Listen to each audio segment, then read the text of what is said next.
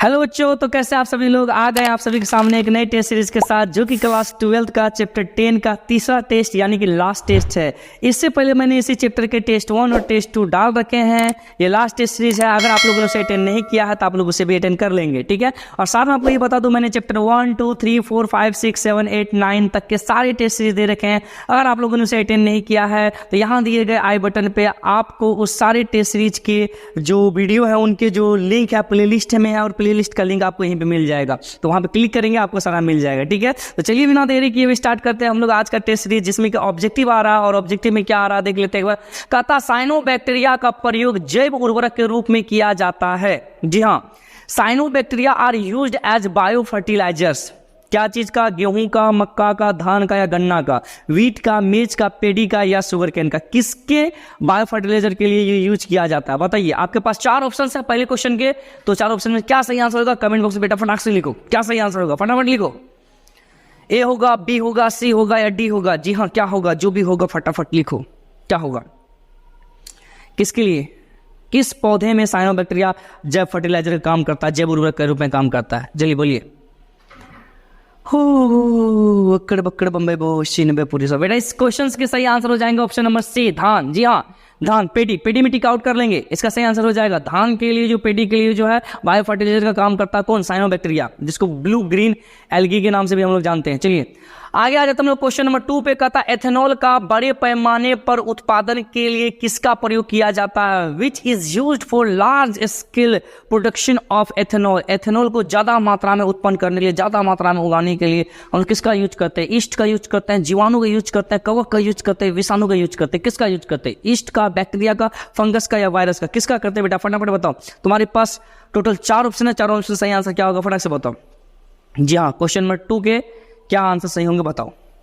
किसका प्रयोग करते हैं इथेनॉल के उत्पादन के लिए? 5 सेकेंड। 1, 2, 3, 4, 5। नहीं मिला। हाँ, इसका सही आंसर हो जाएगा option number A, east.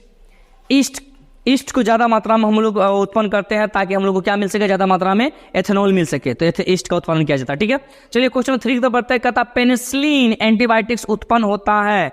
Penicillin antibiotics produced in, बताओ किससे उत्पन्न होता है? कवक से, पौधा से, विषाणु से या बैक्टीरियम से? फंजाई से, प्लांट से, वायरस से या बैक्टीरियम से? किससे उत्पन्न किया जाता है पेनिसिलिन बेटा? आपके पास 4 ऑप्शन है। पेनिसिलिन आप नाम से सुना होगा। किससे उत्पन्न किया जाता है पेनिसिलिन को? फटाफट बताओ। आपके पास 4 ऑप्शन है, क्या सही आंसर होगा? कमेंट बॉक्स में लिखो फटाफट। 1, 2, 3, 4, 4.25, 4.5, 5. चलिए इसका सही आंसर हो जाएगा ऑप्शन नंबर डी में टिक आउट कर लेंगे, बैक्टीरियम। जी हाँ, बैक्टीरियम से जो है पेनिसिलिन उत्पन्न किया जाता है, उसे डेवलप करवाया जाता है। तो डी में टिक आउट कर लेंगे। चलिए हम लोग अगले क्वेश्चन तो बढ़ते हैं। अगला क्वेश्चन आ रहा है क्वेश्चन नंबर 4 का था स्वतंत्र जीवी अवायवीय नाइट्रोजन स्थिरीकरी जीवाणु है, फ्री लिविंग है ना, एनारोबिक नाइट्रोजन फिक्सिएशन बैक्टीरिया आर, है ना। फ्री लिविंग एनारोबिक नाइट्रोजन मतलब एनारोबिक मतलब क्या? जो कि ऑक्सीजन की अब्सेंटी में, बिना ऑक्सीजन के प्रेजेंटेशन में क्या करता है वो, है ना, एनर्जी बनाता है। तो वो कौन सा जीव है जो कि ऐसा करता है, साथ में वो नाइट्रोजन को भी फिक्स करता है? ऐसा कौन सा बैक्टीरिया है बताओ। आपके पास ऑप्शन 4 है। राइजोबियम है ना, स्ट्रेप्टोकोकस है, एजोबैक्टर है, उसके बाद कोलेस्ट्रीडियम है, ठीक है। तो बताइए, आपके पास 4 ऑप्शन है। 4 ऑप्शन में सही आंसर क्या हो जाएगा? फटाफट बताओ क्या होगा। जी, अक्कड़ बक्कड़ बम्बे बो 80 90 पूरे 100 सब कर डालिए।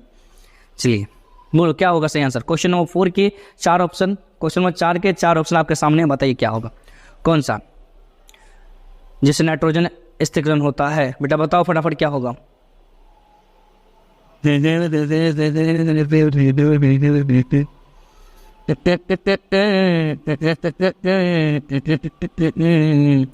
राइजोबियम करता है रे। हमको तो लगता है करता है, तुमको लगता है करता है? आए कौन सी लगता है? तो लगा दो टिक करता है तो ए नंबर ऑप्शन में, ठीक है। आंसर होगा वही। चलिए टिक आउट कर लीजिए ऑप्शन नंबर ए सही आंसर होगा। राइजोबियम टिक आउट कर लीजिए, ये नाइट्रोजन फिक्सेशन का काम करता है। चलिए हाँ, चलिए क्वेश्चन नंबर 5 हमारे सामने आ रहा था। धान के खेतों में सामान्यतः नाइट्रोजन स्थिरीकरण है। कौन करता है धान के खेत में नाइट्रोजन का फिक्सेशन? नाइट्रोजन कौन जमा करता है? नॉर्मल नाइट्रोजन फिक्सेशन इन पेडी फील्ड, बताओ कौन करता है? राइजोबियम करता है ना, एजोस्पाइरिलियम करता है, या ऑसिलेटोरिया करता है, या फ्रेंकिया करता है? इंग्लिश में भी है, राइजोबियम है, एजोस्पाइरिलियम है, या ऑसिलेटोरिया है, या फ्रेंकिया है। कौन सा ये चारों में से सही आंसर हो जाएगा? फटाफट बताओ तुम लोग जी। क्वेश्चन 5 के सही आंसर क्या हो जाएंगे? जी हाँ, क्वेश्चन नंबर 5 के सही आंसर हो जाएंगे ऑप्शन नंबर, तुम बताओ क्या होगा? Option number B, azospirillum. ठीक है, एजोस्पाइरिलम को टिक आउट कर लेंगे, यही धान के खेत में नाइट्रोजन का फिक्सेशन करता है।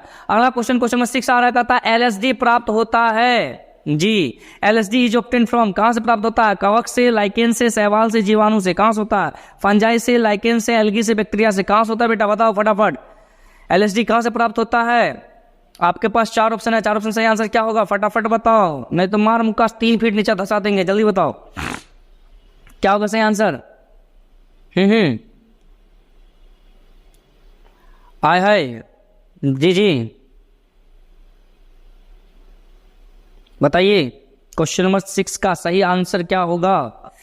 कहाँ से ऑप्टेन किया जाता है बेटा? इसका जो ऑप्टेन होता है ना, वो किया जाता है आपको फंजाई से। तो फंजाई में टिक आउट कर लेंगे, कवक से। जी हाँ, ऑप्शन नंबर ए में टिक आउट कर लेंगे। चलिए अगला क्वेश्चन आ रहा हमारे सामने, कहता मॉर्फिन तथा अफीम किससे प्राप्त किया जाता है? From whom are morphine and opium obtained, किससे प्राप्त किया जाता है बेटा, बताओ? कजानस काजन से, कैनाबिस सेटाइवा से, पपावर सोमनीफरम से, राउफिलिया एस्पेटिनिया से, किससे किया जाता है बताओ? चलिए मैं ऑप्शन को इंग्लिश में भी पढ़ देता हूँ। कजानस काजन से प्राप्त किया जाता है, कैनाबिस सेटाइवा से प्राप्त किया जाता है, पेपेवर सोमनीफेरम से प्राप्त किया जाता है, या राउफिलिया एस्पेटिनिया से प्राप्त किया जाता है? बताइए, आपके पास 4 ऑप्शन है, 4 ऑप्शन में सही आंसर क्या होगा? फटाफट बताइए जी, क्या होगा सही आंसर? फटाफट बताओ। क्वेश्चन नंबर 7 के सही आंसर क्या हो जाएंगे? फटाफट से बताओ बेटा। किससे? मॉर्फिन और अफीम। जी, नाम सुने होंगे इस ड्रग्स का। इस क्वेश्चन का सही आंसर हो जाएगा option number C, papaver somniferum से। जी हाँ, पेपेवर सोमनीफेरम से प्राप्त किया जाता है। ऑप्शन नंबर सी में टिक आउट कर लेंगे। चलिए अगले क्वेश्चन तरफ बढ़ते हैं। अगला क्वेश्चन आ रहा है, कोला चाय व कोकी में पाए जाने वाला एंजाइम है। The enzyme found in Cola T and Coke is क्या?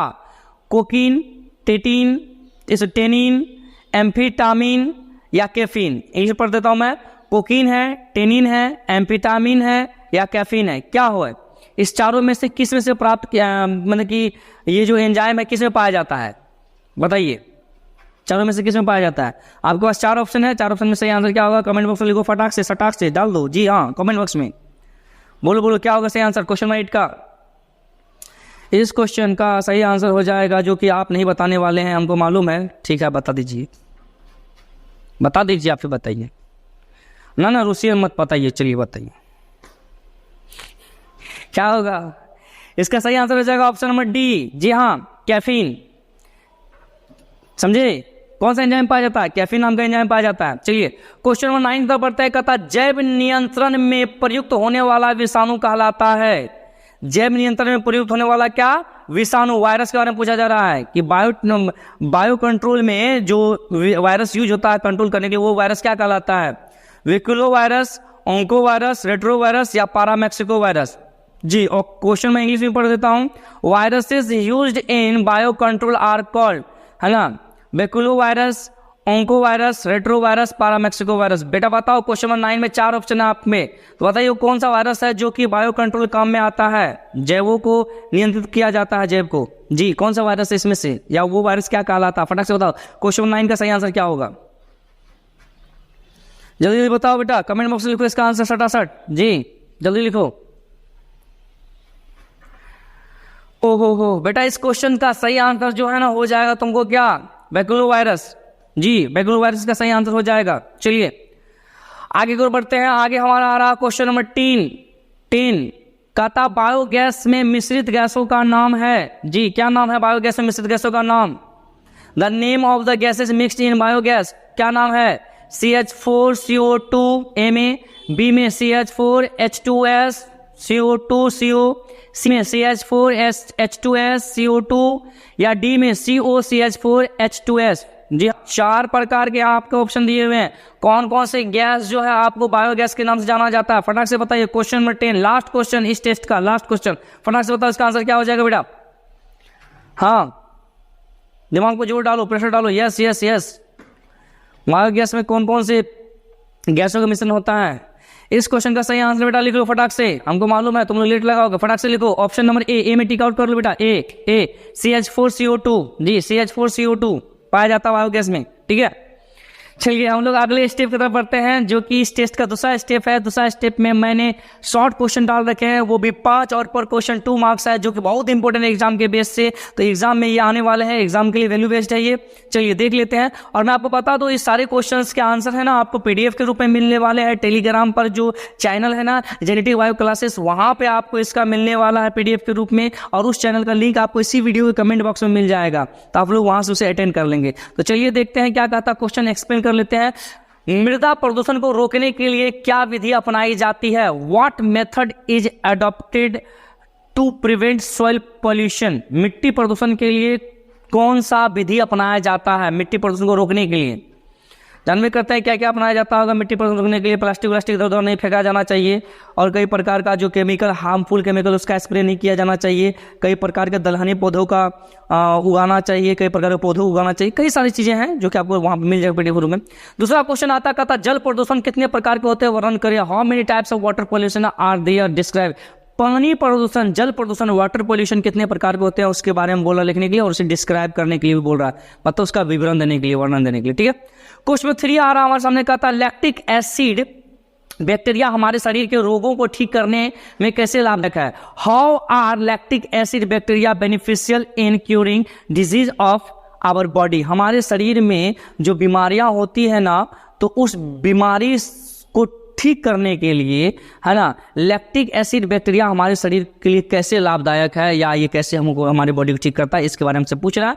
ये क्वेश्चंस का भी आंसर आपको वहां पे मिल जाएगा, आंसर PDF के फॉर्म में, ठीक है। चौथा नंबर क्वेश्चन आ रहा था बायोगैस का निर्माण कैसे होता है? How is biogas manufactured? Biogas कैसे बनता है? सारे प्रोसेस मैंने बता रखे हैं, बायोगैस का निर्माण कैसे कैसे होता है, कौन कौन से गैस का मिश्रण होता है। अभी जस्ट हम लोग ऊपर भी हम लोगों ने टेस्ट में देखा क्या होता है, ठीक है। उसी प्रकार से इसका डिटेल में आंसर दिया हुआ, आप लोग वहां से लिख सकते हैं। 5वां नंबर क्वेश्चन कहता है स्वभोजिता एवं परजीविता को परिभाषित करें। डिफाइन कॉमेंसलिज्म एंड पैरासिटिज्म, ठीक है। कॉमेंसलिज्म एंड पैरासिटिज्म को डिफाइन करने का रहा है कि ये दोनों क्या चीज है, या दोनों के बीच में क्या अंतर है, आराम से डिफाइन कर लेंगे आप लोग, इसका भी आंसर आपको मिल जाएगा।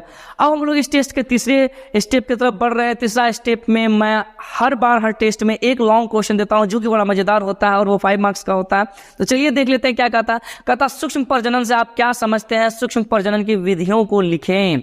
जी हाँ, what do you understand by micro breedings? Write the methods of micro breedings. बेटा बताओ कि माइक्रो ब्रीडिंग्स का मतलब तुम क्या समझते हो? सीधा माइक्रो ऑर्गेनिज्म के अंदर डेवलपमेंट करवाना, उससे नए नए प्रोडक्ट को लेना, ठीक है। Write the methods of micro breedings, micro breedings की विधियों को लिखिए, किस किस विधि से आप माइक्रो ब्रीडिंग्स कर सकते हैं, और कई कई प्रकार की चीजों को निकाल सकते हैं, डेवलप करवा सकते हैं, ठीक है। इसके बाद PDF के रूप में आपको वहां मिल जाएंगे। तो आज की टेस्ट सीरीज में हम लोग यहीं तक रहते हैं, फिर मिलेंगे एक नए टेस्ट सीरीज के साथ अगले नए चैप्टर में, ठीक है। तब तक के लिए थैंक यू।